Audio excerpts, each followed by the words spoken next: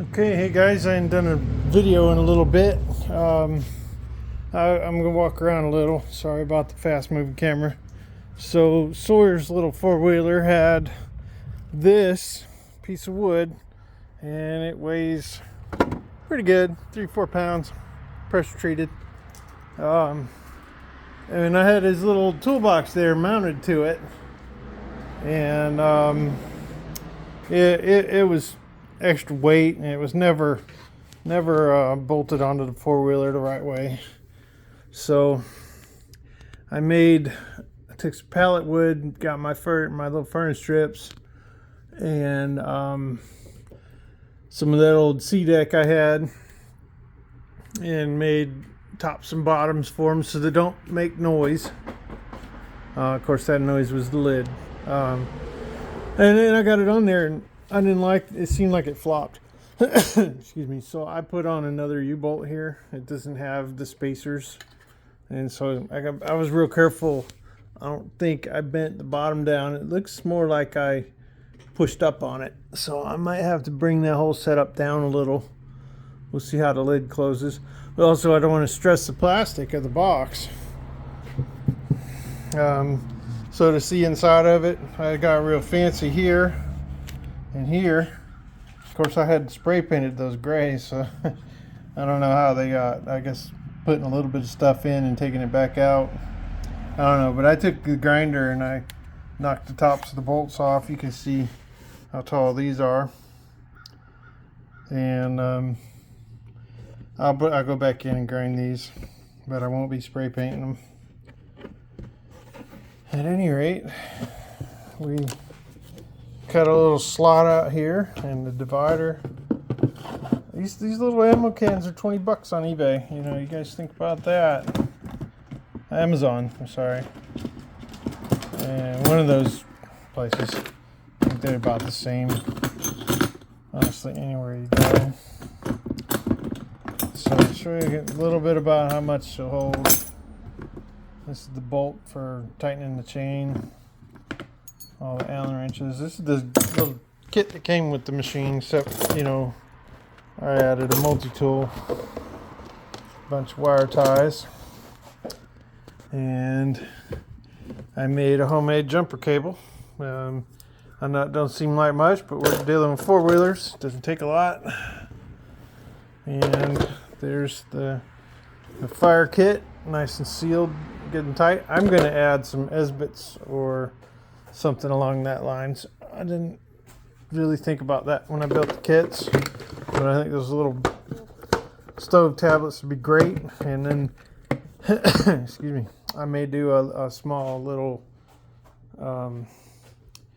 stove, because I've been running these sterno cans for emergency heat with the fire kit, and knowing that I could get a fire started pretty darn quick, wet or dry, with a good source of sterno.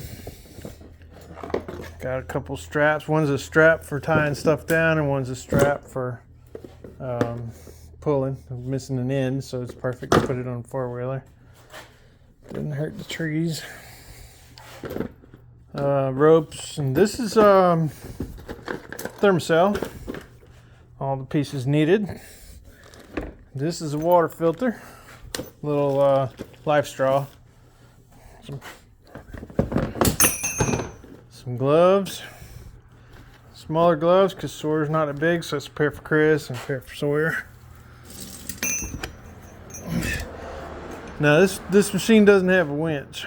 I'm not sure I'll ever do it, but when I put the box on mine, we're going to put soft shackles and the little circle donut looking snatch blocks. And right now I've got a 1/4 inch line on that four-wheeler, and it's the wrong size. That's supposed to be a 3/16. All right, that's off topic, sorry. Anyway,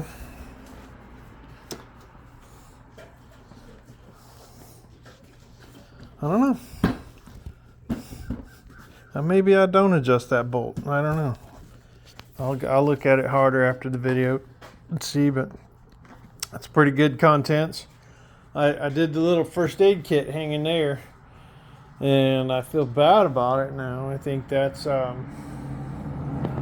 it's really a dry spot on a four-wheeler. You know, you're hitting puddles and stuff. It doesn't really get wet right there.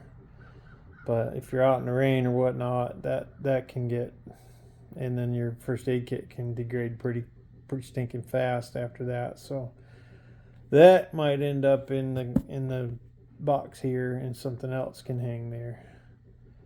You know, it's really a risky spot anyways. It fall off and nobody'd notice it. No, this thing is bolted down like, wow, you know, wouldn't think it could be that even that tight. And there it is, especially a plastic can. Now, that's it. That's all he's going to carry for storage on that machine. And I really like it. Tao Bull200s. Go over it again. New chain. Got a special shock in the back. Now, that shock's really good. The ones in the front are probably too soft. I'll bring the preload up on them. Sawyer's still pretty young.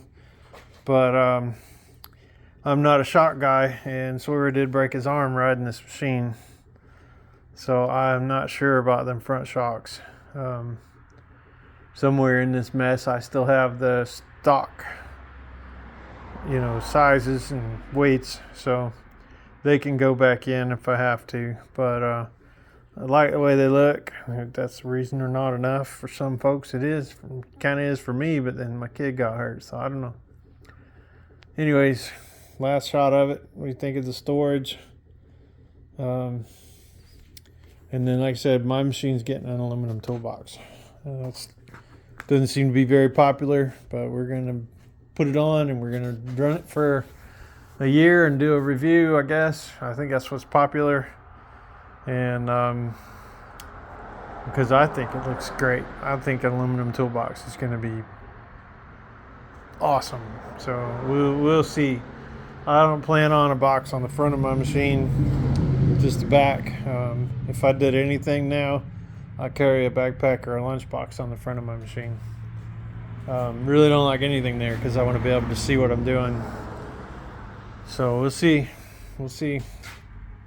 Got plans for January to get a new trailer and maybe a third machine right after we get that trailer paid for.